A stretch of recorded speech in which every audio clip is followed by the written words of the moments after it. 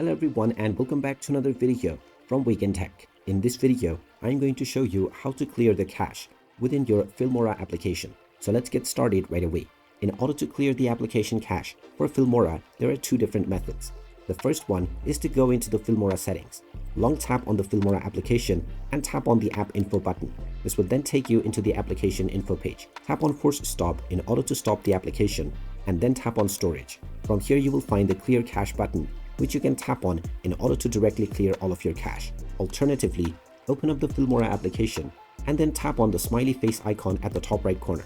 From here, if you scroll down, you will see the clear cache option.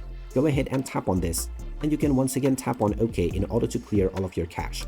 Now, you will notice that the cache within your application is much lower than that you see in the settings. So it is always better to clear the application cache from settings instead of within the application. And there you have it. That is how easy it is to clear the application cache on Filmora. If you find this video helpful, make sure you hit that like button and subscribe to our channel if you haven't done so already.